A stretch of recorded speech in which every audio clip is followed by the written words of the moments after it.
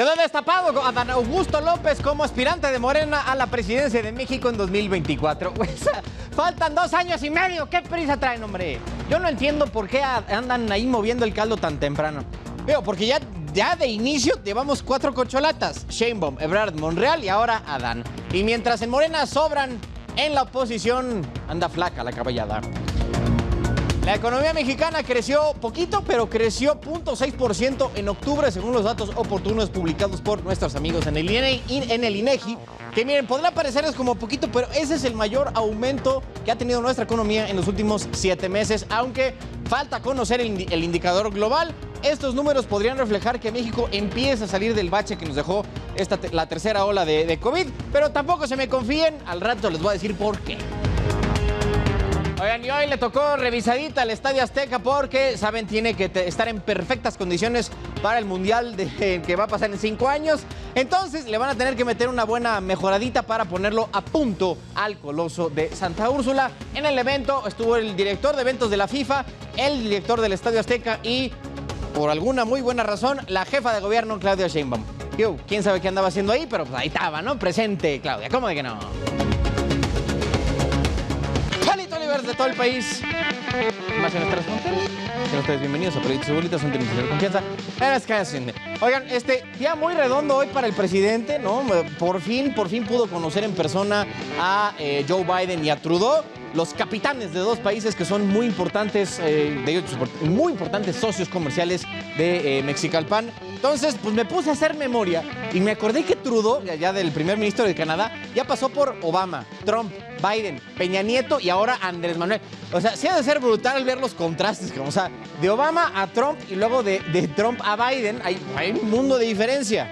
Ha de ser como ver a tu compa como que tuvo una novia súper relajada, ¿no? Luego otra súper berrinchuda y escandalosa, y luego otra que le lleva como 25 años de edad.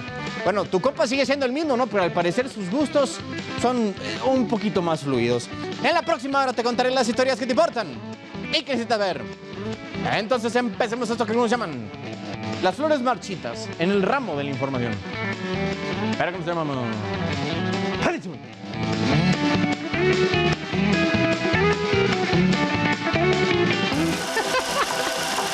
¿De qué te estás riendo?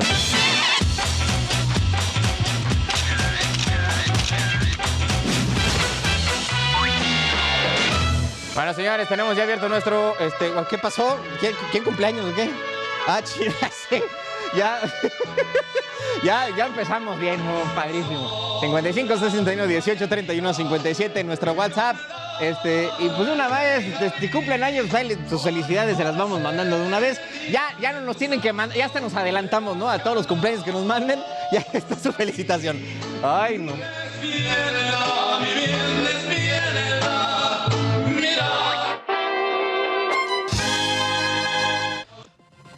La pregunta de hoy es, ¿podría haber algo peor que la COVID? Por principio de la ley de Murphy, siempre se puede estar peor. Y probablemente un escenario, pero sería que la pandemia de COVID más canijo estaría una pandemia de influenza. Uno más cañón que la pandemia de COVID sería una de influenza. No es que yo lo diga con mis nulos conocimientos de epidemiología. Eso fue lo que dijo la Academia Nacional de Medicina de Estados Unidos. Estos carnales, por alguna razón, que chance tienen demasiado tiempo libre, se pusieron a calcular cuántas vidas se perderían con la próxima pandemia de influenza o de alguna enfermedad de pulmonar. Entonces, según sus cálculos, ese próximo evento podría matar hasta 33 millones de personas. Casi 7 veces más que lo que lleva el COVID. Que ya como último dato, ojo aquí, querida Laida, los informes que la academia que tienen apuntan a que la actividad de la influenza ha bajado a nivel mundial gracias al uso generalizado del cubrebocas y al distanciamiento social. ¿Quién lo diría, verdad? Para que luego no se anden preguntando, oye, ¿por qué tenemos rebrotes en estas partes del mundo, mano? Y ya que estamos en asuntos de la pandemia, les contamos que Genoma Lab y Oravax Medical, se llama la empresa, andan haciendo pruebas de una vacuna oral, que es una pastilla contra la COVID que se va a llamar justo así, Oravax. Apenas van en fase 1, ¿no? De las pruebas, ya sabes, de seguridad. Ya que terminen las 3 fases y le den su autorización, la vacuna se va a poder vender en México y toda Latinoamérica. Oravax se podrá tomar por sí sola, que es como sustituto del piquete, ¿no? De la vacuna, o como refuerzo. Entonces, eso podría ser más eficaz contra variantes actuales y futuras del COVID, que podría tener menos efectos secundarios incluso, y pues como no necesita que la traigan a menos 20 grados, moverla va a ser mucho más fácil y barato.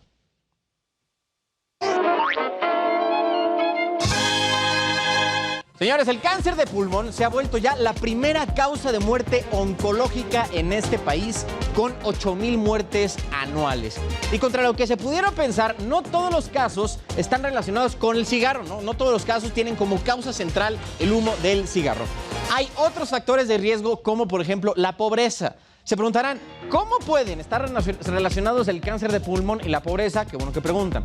Según datos del INEGI, en el centro y sur del país, el cáncer de pulmón está más presente en mujeres que cocinan con leña.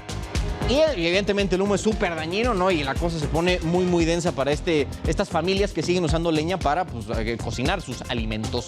Uno de los principales retos para poder combatir este cáncer es que normalmente se detecta demasiado tarde, porque por lo general cuando ya empiezan los síntomas, que es como pérdida de apetito, tos, dolor, el tumor ya está muy avanzado. Y por eso intenten hacerse revisiones periódicas, mis niños, no vaya a ser, es mejor prevenir que lamentar.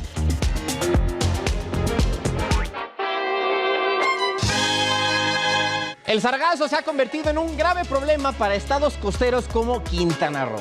La llegada a lo bestia, ¿no?, de esta macroalga, de la macroalga favorita de todos, le da en la megatorre al turismo.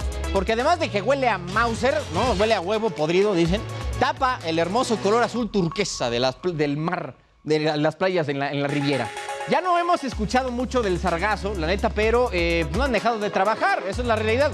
43,000 toneladas en tierra y casi 1,500 más en el mar fueron retiradas y ahora por fin terminó la temporada del sargazo. ¡Hey, sargazo! ¡Adiós! Nos vemos el año que entra.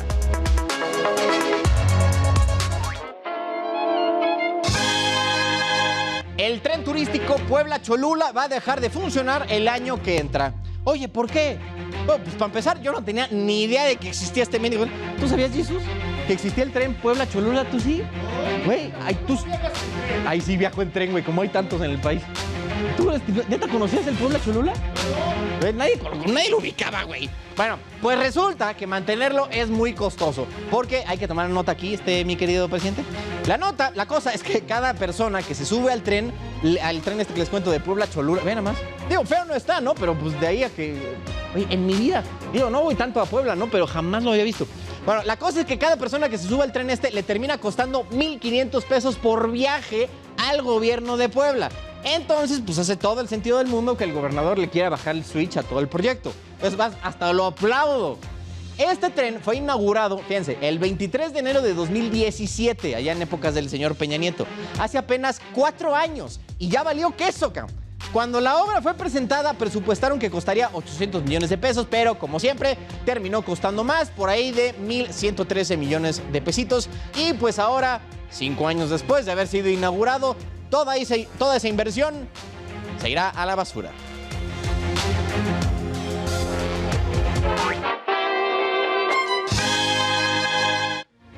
El rey de Fosfoleón sigue con el pleito casado con el Bronco. Ahora dice que su antecesor sí tenía lana disponible en las arcas del Estado, pero no las usó en obras públicas, sino, según dice el buen Samu, para enriquecer a un puñado de personas. El gobernador dijo que no quiere sonar, como el presidente, pero literalmente dijo que el Bronco hizo ricos solo a unos cuantos durante su conferencia matutina. Que cualquier semejanza con la de Andrés no es mera coincidencia. Más allá de estar imitando al gran patriarca de la nación o no, se ha puesto a revisar a detalle las finanzas estatales y ha encontrado aviadores, gastos en gasolina por 300 millones de pesos. Y eso contando que la mitad de la flotilla estatal estaba en el taller. Secretarios que tenían hasta 8 camionetas blindadas. Y uno de esos secretarios, de hecho, remodeló su casa y le puso patrullas y cámaras, todo con el dinero de nuestros amigos neoleoneses. ¡Chale!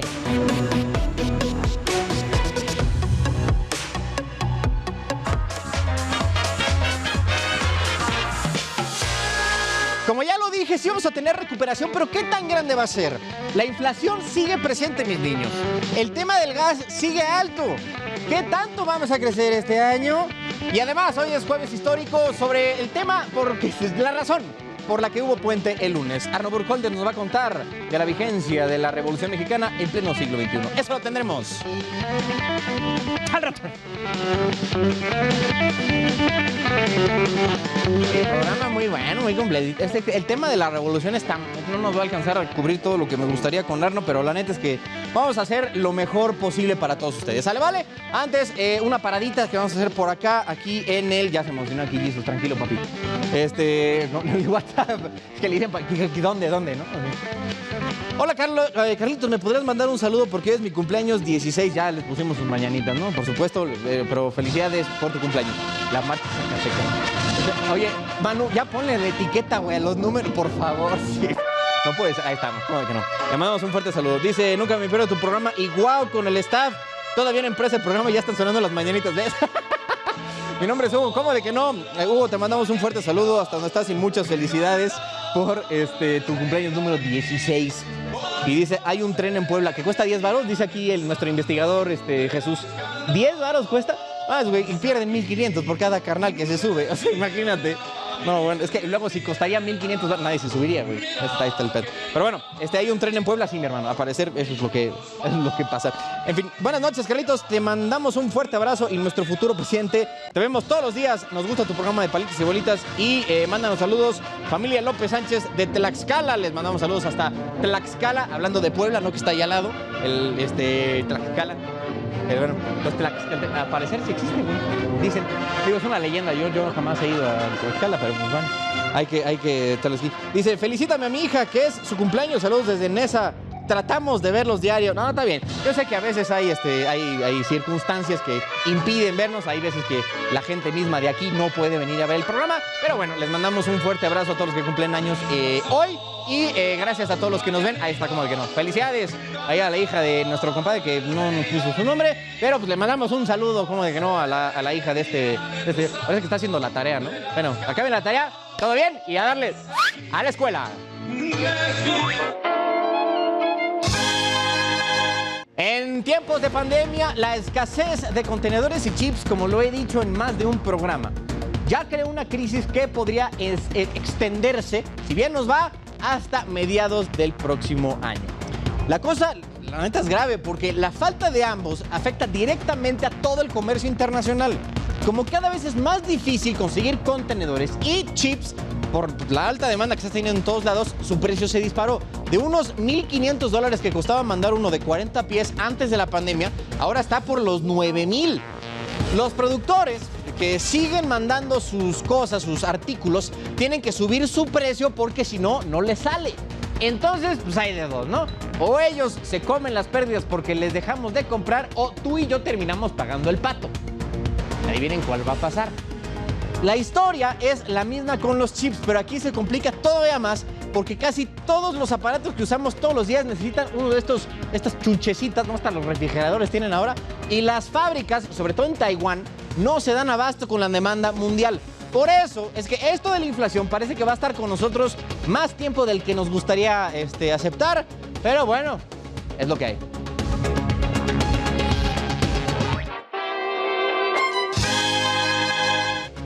La Secretaría de Turismo se nos va a Chetumal. Ya ven que una decisión aún pendiente de cumplir en la administración de Andrés es desconcentrar partes de la administración pública federal en otros estados, ¿no? Que la Secretaría de Salud se iba a ir a Guerrero, la de Energía en Campeche, la de Educación creo que a Puebla, y ahora Turismo se va a ir a Quintana Roo. Según el secretario Torruco, la mudanza va a empezar el año que entra, pero pues este proyecto depende del presupuesto que maneja la Secretaría, que en sí no es mucho porque la mayoría de lo que le fue asignado para el año que entra se va a ir al Tren Maya. Que digo, a ver si les alcanza para hacer todo el movidón, ¿no? Ojalá que sí, no nos metamos en problemas.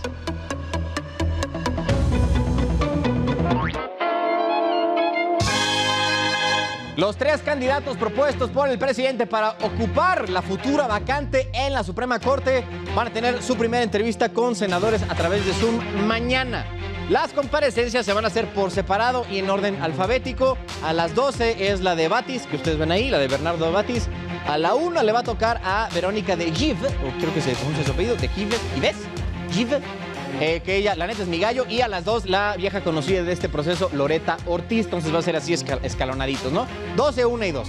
Dicen, por ahí en los pasillos de la polaca, del Senado, que la favorecida para este proceso es justo Loeta. Que Batis está de relleno, que ya ven que terminando su mandato va a tener 100 años, pero yo tengo mis esperanzas puestas en Verónica. La neta, ella es mi gallo. Ya es lo que yo digo, güey. O sea, no es mi gallo, ni la conozco ni nada, ¿no?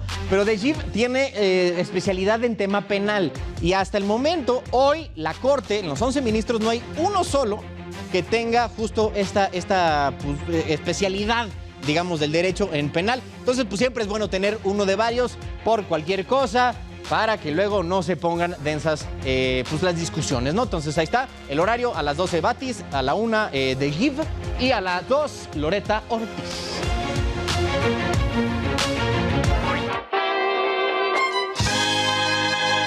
En asuntos locales, el hombre de plomo y jefe de la policía capitalina, Omar García Harfuch, estuvo en el Congreso para dar una especie de informe de seguridad a los diputados, ¿no? Pues ya estamos en la época de hacerlo. Da un dato importante: 192 objetivos prioritarios desde octubre de 2019 al 31 de agosto del año en curso han sido arrestados. Que este es el lapso de tiempo que ha estado García Harfuch en la policía. Y otro dato: en la capital del país, los delitos disminuyeron 46% en un año. Que digo, estamos contando un año de pandemia, ¿no? Donde todo el mundo estuvo metido en sus casas. Que bueno, ahí está el asunto, ahí están los datos.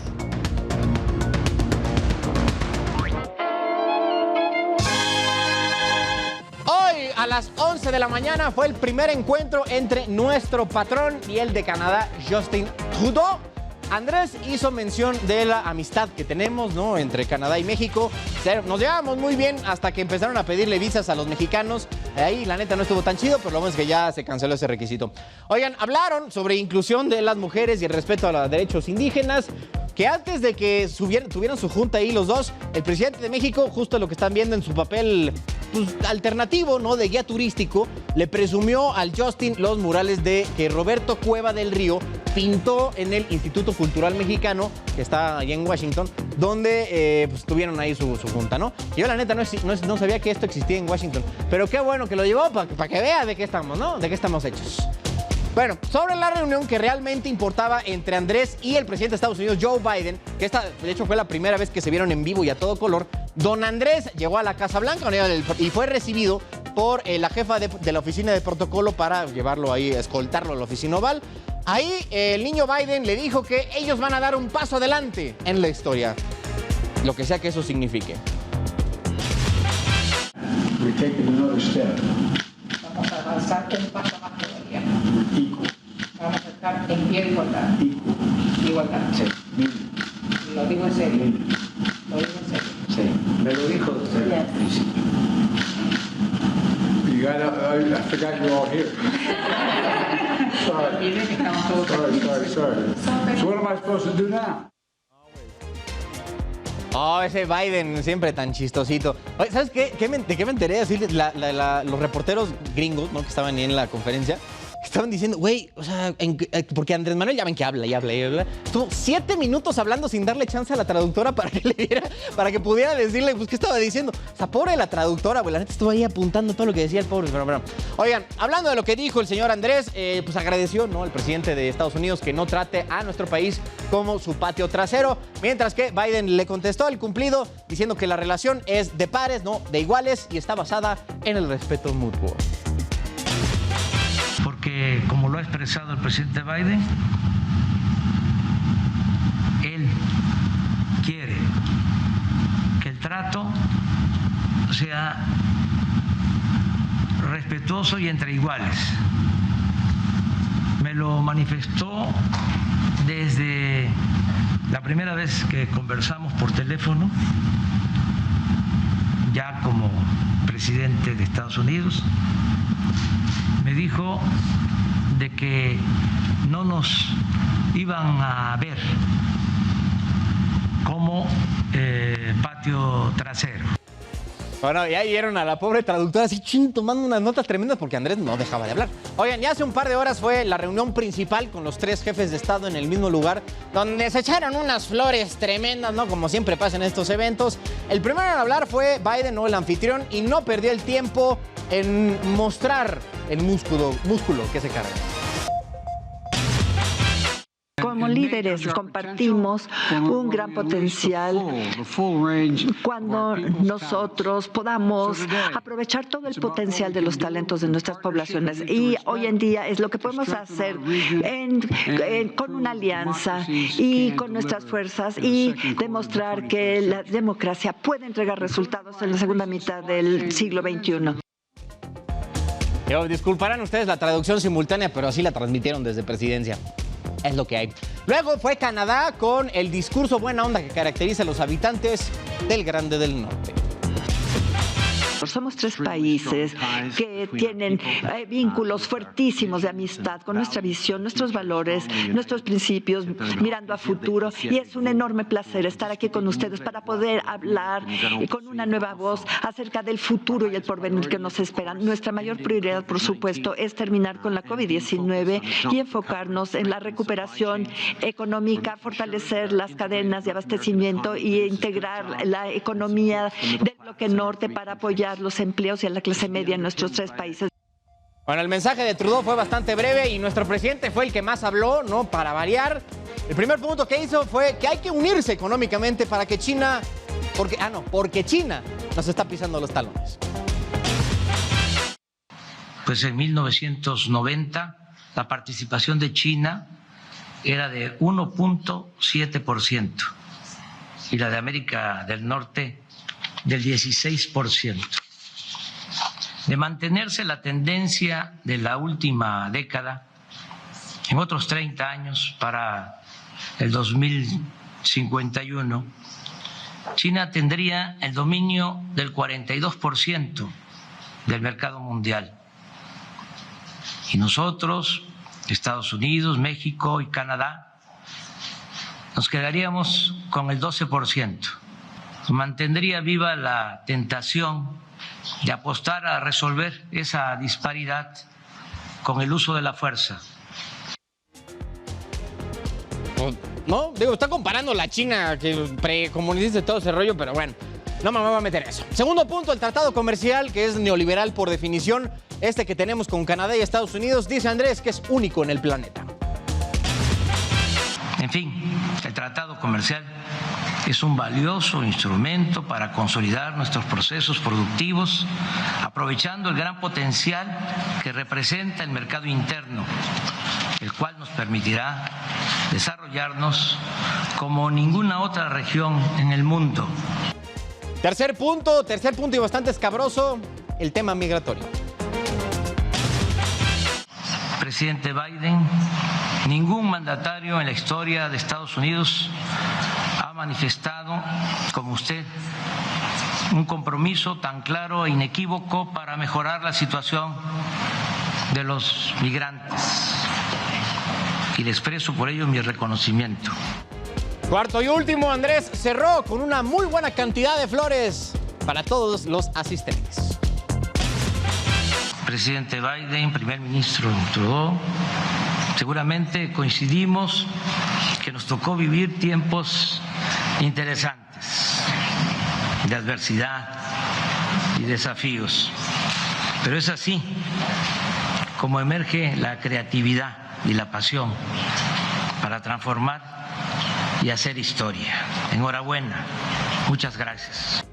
Hombre. Pero bueno, eso fue lo que vimos, ¿no? Pero Francisco Nieto, nuestro enviado especial a Washington, D.C., estuvo ahí detrás de cámaras. Oye, mi querido Francisco, ¿qué es lo que no vimos en todos estos videillos, estas declaraciones oficiales de los 3 presidentes de Norteamérica?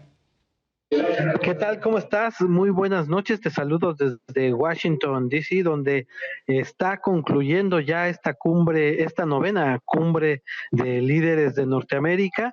Y bueno, pues lo que no se vio en las cámaras fue lo que sucedía afuera de la Casa Blanca y también afuera del Instituto Cultural Mexicano, este instituto que pertenece al gobierno mexicano, donde el presidente Andrés Manuel López Obrador recibió al primer ministro de Canadá, Justin Trudeau. Y bueno, pues desde las 6 de la mañana llegaron migrantes paisanos de toda la Unión Americana, especialmente de Nueva York. También ahí venía un mariachi, el mariachi habanero, y bueno, pues este mariachi inició esta mañana fría acá en Washington con canciones típicas como el Son de la Negra. También cantaron, entonaron el himno nacional mexicano, el himno también de los estadounidenses. Cuando se enteraron que el presidente ya estaba llegando al Instituto de Cultura, pues todos los mexicanos se lanzaron hacia esta oficina que está como a unos 15 minutos de distancia en coche de la Casa Blanca, y bueno, pues ahí empezaron las canciones de José Alfredo Jiménez mientras recibía a Justin Trudeau, es decir, cuando saludaba al canadiense, pues allá afuera estaba sonando El Rey, estaba sonando canciones típicas de los mariachis mexicanos que todos conocemos. Posteriormente, el presidente se dirigió a la Casa Blanca, pero primero, antes de llegar a ver a Biden, al presidente Biden, el presidente mexicano, sostuvo una conversación con Kamala Harris, quien Kamala Harris pues también le gusta la historia, dijo, y pues también se echó una historia del edificio, de cómo está construido. Era el edificio Eisenhower, y bueno, pues el presidente le gustó que empezaran estos diálogos con la historia, pues porque al presidente mexicano pues le gusta mucho la historia, pero aquí ya fue mucho más solemne el tema, pues porque el presidente pues ya estaba en territorio, digamos, de la Casa Blanca, y bueno, pues las cosas ahí son mucho más serias, y ahí fue cuando ya se encontró con el presidente Joe Biden, y bueno, con el presidente Joe Biden también se puso a ver el presidente mexicano los cuadros que hay en la sala, en el Salón Oval, estos cuadros donde están Lincoln, donde está Washington, donde está Roosevelt, y bueno, así inició el encuentro con los medios de comunicación, hablando de Roosevelt, hablando de Lincoln. El presidente, obvio, se emocionó porque dice que Lincoln tuvo una buena relación con Benito Juárez y que Roosevelt tuvo una muy buena relación con Cárdenas, y bueno, pues de ahí el presidente se pasó a la sala de la Casa Blanca, esta sala donde se hacen pues las noches de gala, las reuniones importantes, las cenas de año, todo lo relacionado con las fiestas. Ahí se hace esa reunión, y bueno, pues ahí el presidente ya llegó acompañado de Justin Trudeau y de Joe Biden. El presidente estuvo acompañado siempre de una comitiva pues más o menos grande, encabezada por el canciller Marcelo Ebrard y el embajador de México en Estados Unidos, Esteban Moctezuma Barragán. Y bueno, pues ahí ya nos sacaron a los medios de comunicación.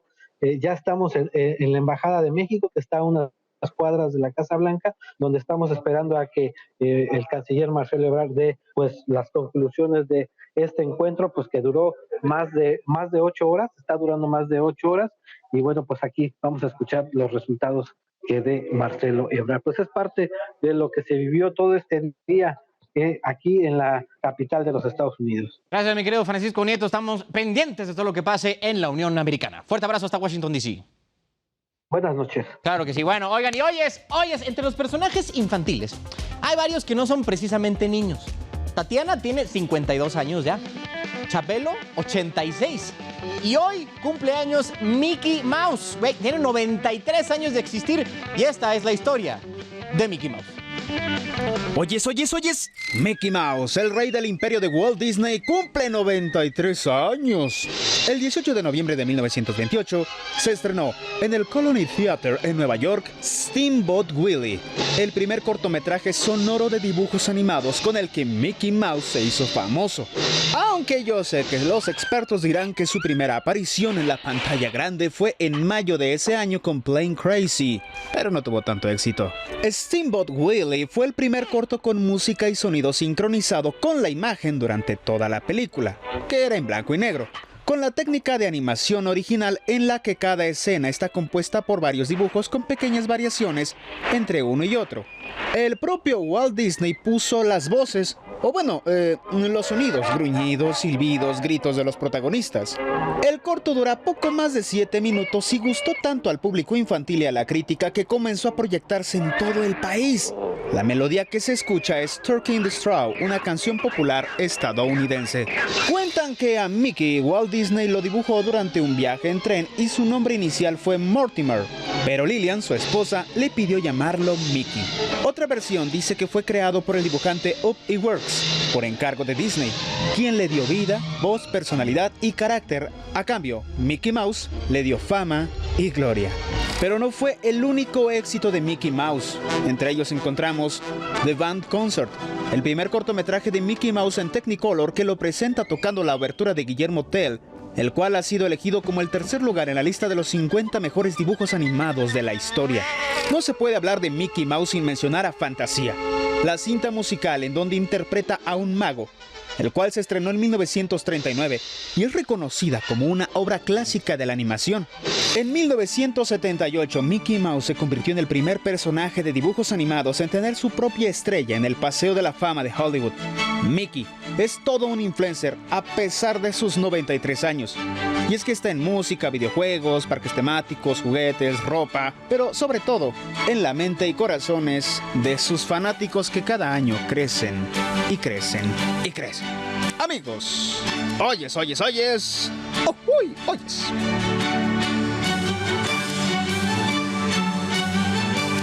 Ahora vámonos con... Ajá, la entrevista con mi amigo Carlos. Hombre, el nuevo es un estuche de monerías, mano. Arno Burg... Arno Burgholder, doctor en historia. ¿Qué? No, bueno, ya cada día descubrimos un talento nuevo aquí del nuevo. Maldito, me llevo el buitre.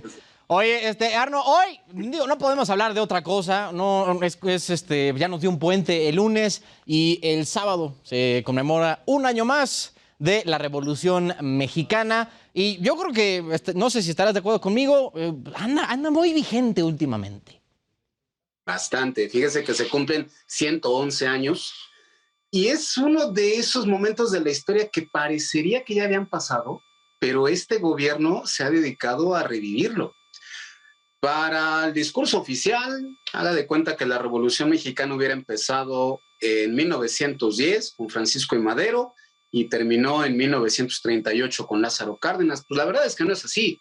La Revolución Mexicana sigue siendo un momento tremendamente complejo de la vida nacional que transformó radicalmente este país, que cambió al siglo XX, que empezó primero como una guerra civil tremendamente violenta, donde 1 millón de personas fueron afectadas, entre los que murieron en campos de batalla, los que murieron por delincuencia, por enfermedades, los que huyeron del país.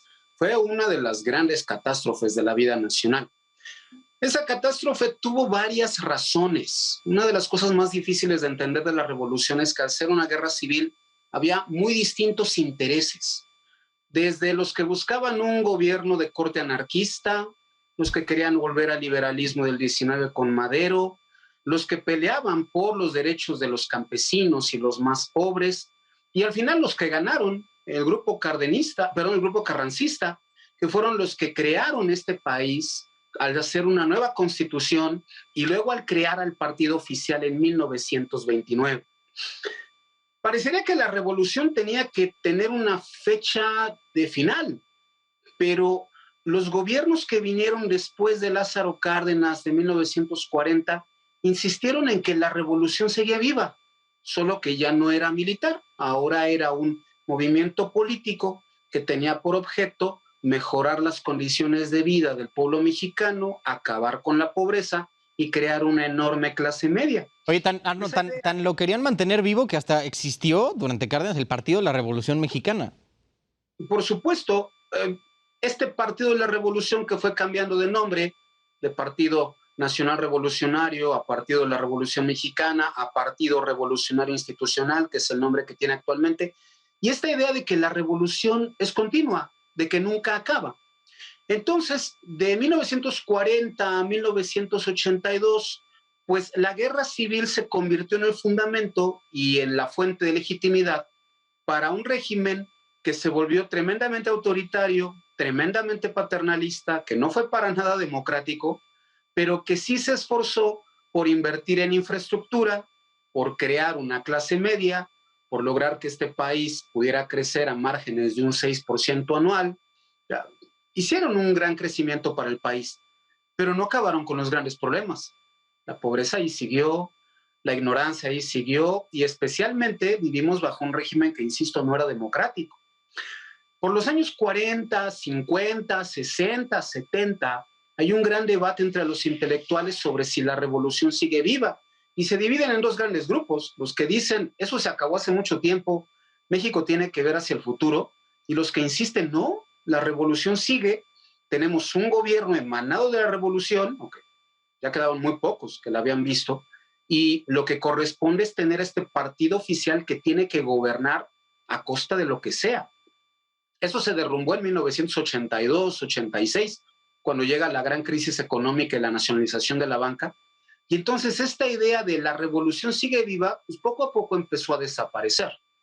Quizá el gran golpazo fue en 1997, cuando el PRI pierde la mayoría en las cámaras, y luego el año 2000, cuando perdieron la presidencia. Parecería que ahí la revolución se acabó, pero hay quien diría que el grupo que actualmente está en el poder, junto con Andrés Manuel López Obrador, pues en mucho pretende recobrar esta idea de la revolución mexicana. De hecho, al convertirse en la cuarta transformación, como ellos lo llaman, lo que dicen es que son la continuación de la revolución mexicana, que tienen que encargarse también de acabar con la pobreza, la inequidad y especialmente la corrupción. Pero justo hace sentido, ¿no? Porque al final, o sea, de ahí, de Cárdenas, de Tata, pues hasta se puede poner como de heredero a su hijo Cuauhtémoc, que salió en, ¿qué fue? ¿86? En 87, perdón, 87 con la corriente democrática al PRD, y de ahí pues mucho de ese grupo que se salió del PRI para crear el PRD, hoy están en Morena. Exactamente. Lo que tenemos entonces es un grupo político que nació en 1913 con Venustiano Carranza, que fue ganando guerras civiles contra Victoriano Huerta, con Francisco Villa, Emiliano Zapata, y que se mantuvieron en el poder desde 1916 hasta el año 2000, y luego regresaron en 2012 y actualmente seguirían ahí en 2018. Obviamente con gente distinta, programas diferentes, pero al final termina siendo un mismo partido. La Revolución Mexicana entonces se convirtió también en la escuela política de generaciones y generaciones de políticos durante todo el siglo XX, los cuales pensaban que había que ser profundamente nacionalistas, paternalistas, autoritarios, pero que no pensaban en que había que compartir el poder con otros grupos políticos, lo cual terminó provocando una serie de crisis, desde la del 58 con los trabajadores, 68, la guerra de guerrillas, las crisis económicas, y al final el sistema se debilitó hasta que llegaron a finales del siglo XX, principios del siglo XXI, y entonces ahí perdieron la presidencia. Para todos ellos, entonces, la revolución siempre fue importante. La revolución es la que les dio el fundamento y las que les dio además la legitimidad para gobernar este país, considerando que ellos eran los que tenían el derecho de gobernarlo, con un partido único que no permitía que otros partidos pudieran disputarles seriamente el poder. Entonces tenemos una revolución que sí logró transformar al país, que sí logró crear una clase media, si no todo el país, una parte muy importante, que sí logró modernizarlo, pero al mismo tiempo lo mantuvo sometido a un solo grupo que gobernaba este país, que no le permitía crecer, que no le permitía desarrollarse, y que también por eso actualmente el recuerdo que tenemos de la revolución no necesariamente es positivo. Hay quien dice que la revolución ni siquiera ocurrió, o por lo menos no como el conjunto de promesas que alguna vez se hicieron. Porque al final es cierto, no todo el mundo le hizo justicia a la revolución. Quedó mucha gente pobre y quedó mucha gente que no tenía posibilidades de elegir a otros gobernantes que no vinieran de ese grupo de la Revolución Mexicana. Pues miren, es que ya me quedé atónito, nada más pensando en qué tan vigente lo tenemos en este minutillo que nos queda, doctor, hoy con este gobierno. O sea, ¿qué es lo que ves como de similitudes entre ambos? La más importante es que volvemos a tener un gobernante poderoso, muy parecido a un Álvaro Obregón de 1920 a 1924.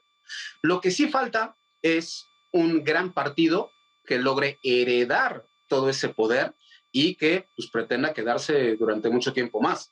Por otro lado, Morena insiste en que son herederos de la Revolución Mexicana y que también su meta es acabar con la pobreza, con la inequidad y especialmente con la corrupción.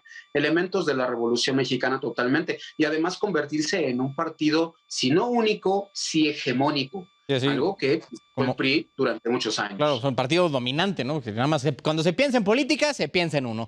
Bueno, doctor Burkholder, doctor en Historia por el Instituto Moro, muchas gracias por haber estado con nosotros. Como todos los jueves, si quieren seguir al señor, @Clionáutica en Twitter, ahí para que se enteren de todas las noticias históricas. Gracias, doctor. Gracias, nos vemos la próxima semana. Claro que yes, y nosotros, corte, volvemos. ¿De qué te estás riendo?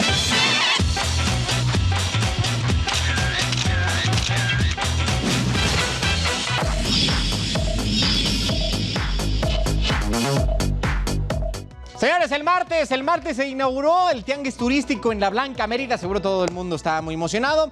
Ahí el presidente de todos ustedes dijo que nuestro México tan querido está dando ya señales de recuperación.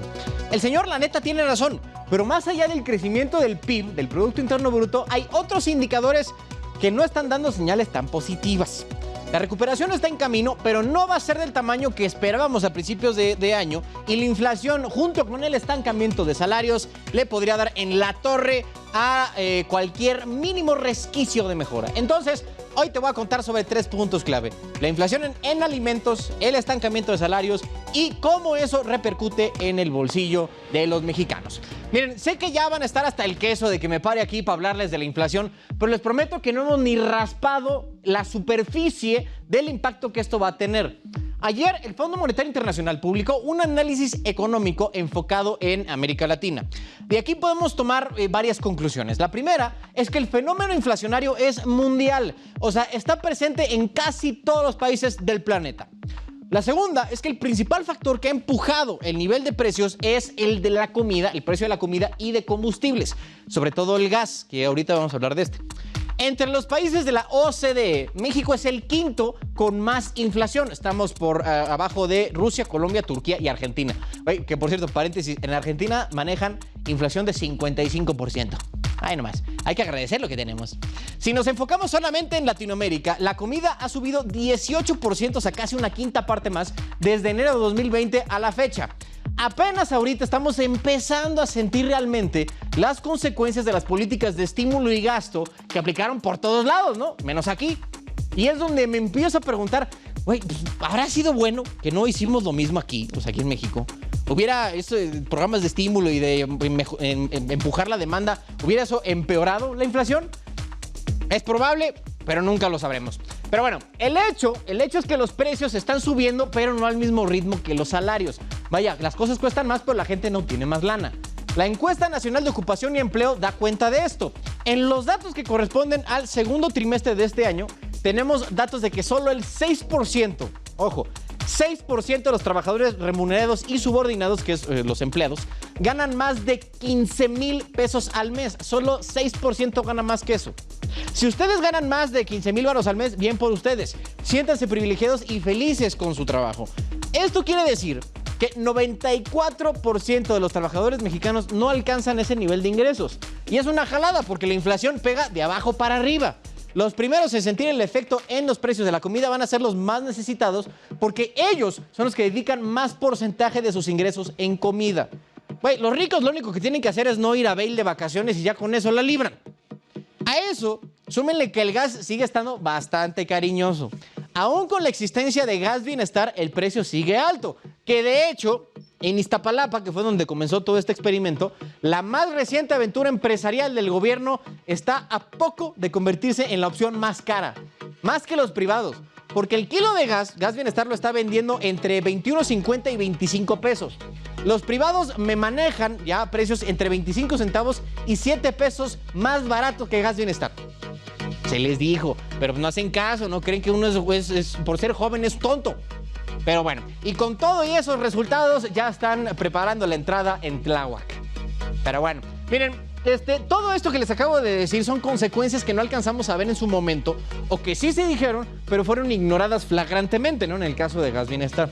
Estamos en un momento muy importante de la recuperación, porque la cosa, según nos han dicho, se puede poner muy canija todavía, o al menos no caminar tan rápido hacia lo que nos gustaría que pasara. La escalada de precios puede seguir. Los primeros en pagar los platos rotos van a ser los de más abajo. Siendo que la vocación de esta administración está muy enfocada hacia esas personas, se esperaría que activaran un plan de emergencia, pero uno bien hecho, bien pensado y bien planeado. Me digo, chance es mucho pedir, pero es lo mínimo que debemos exigir. La neta. Digo, a mí me pueden decir lo que quieran, pero no me van a venir a vender piñas. Vamos rápido a unos mensajes que tenemos por acá. Dice: hola Carlitos, te mandamos saludos de la familia Zarco Flores. Somos fan de tu programa, Sir Carlitos. Mucho éxito, muchas gracias. Saludos a la familia Zarco Flores. La hora más informativa de manera muy entretenida excelente equipo. Ya, muchas gracias. Es que sí lo somos, ¿sí o no, Giselle? ¿Sí o no, Manu? Claro que sí, que aunque ustedes no lo escuchen, ya está ahí al punto, al pie del cañón. Sirian, ¿de cuándo inicias tu campaña? Te vemos diario desde Irapuato. No, pues para la campaña todavía falta, güey. ¿Qué dijimos? 2042, ¿no? Porque sí, va a tocar 2042, güey. Porque va a ser 2030, 2036 y luego 2000. Exacto. Exacto, ya va a ser un desgarriate. Les mandamos un saludo hasta Irapuato y pues creo que todo lo que tenemos por acá, ¿no? ¿Cómo de que no? Señores, pues bueno, vamos a ir a un corte rapidísimo. No se vayan. Parte final del programa. Ya volvemos. ¿De qué te estás riendo?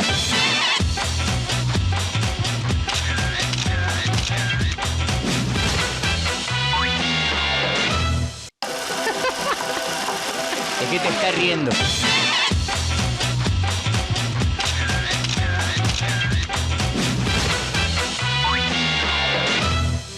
Señores, más o menos ya se ubicaron qué es lo que pasó hoy, pero vamos con un resumencito de notas, lo que no te contamos, lo que no sabías, pero vámonos y lo vamos a hacer en Loca.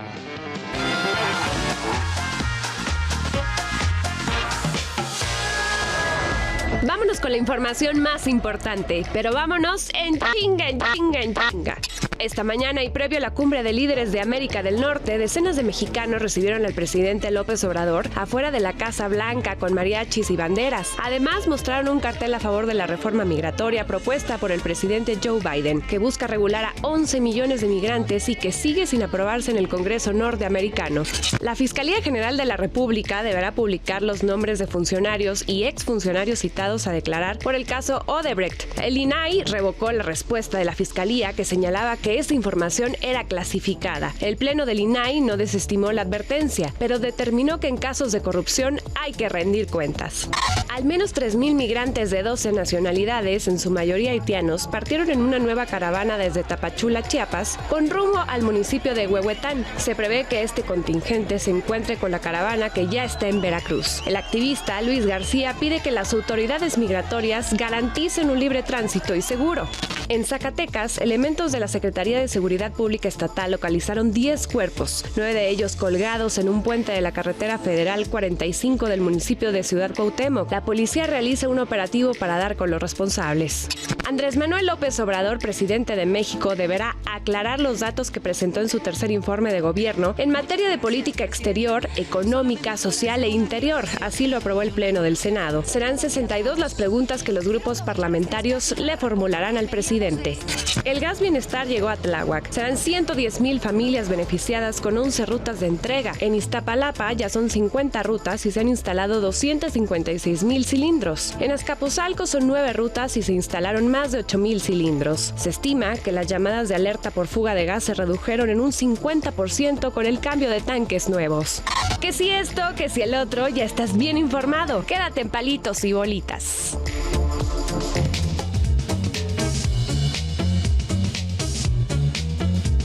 Vayamos al otro lado del mundo, donde Japón probó su nuevo tren bala. O sea, que apenas vamos a tener un tren Maya y ya tienen tren bala. Bueno, ¿y qué tiene de especial este? Pues nadie iba a ir al mando del transporte, todo va a ser automático. Es la primera vez de este tipo de transporte circula sin un piloto o una persona manejándolo. Fue tan buen ensayo que la empresa va a vender el tren bala autopilotado. Mientras aquí hay conductores, que no todos, que son atrapados echando pata en metro o una buena caguamita, allá ya hasta están prescindiendo de las personas. Hoy día escuchamos que Andrés Manuel advirtió sobre el riesgo de revolver, ¿no?, las cosas a misilazos y no estaba equivocado. Resolver, perdón, las cosas a misilazos, y la neta es que tiene un poco de razón, porque Estados Unidos no para de mejorar su arsenal de guerra. Con todo y que pues no es como que estamos en plena guerra mundial, ¿no? Cueste lo que cueste, eso es lo que están haciendo. Según un informe de la Fuerza Aérea de allá de Estados Unidos, su programa de drones bombarderos furtivos tendrá un costo de $200 millones. Este tipo de armamento es pedido por el Pentágono, por el Departamento de Defensa de Estados Unidos, en caso de emergencia. En caso de que chance pueda llegarse a necesitar, pues ahí se gastan $4,000 millones en cosas que pues, quién sabe si funcionan. Bueno, señores, gracias por haber estado con nosotros el día de Today. Siempre es un gusto recibirlos, ¿no?, en este su bello y hermoso programa. Quédense con el señor Cacho. Ya, sí viene Cacho, ya lidio. Bueno, viene Cacho, quédense y nosotros nos vemos mañana, 7 en punto. Quédense, les conviene.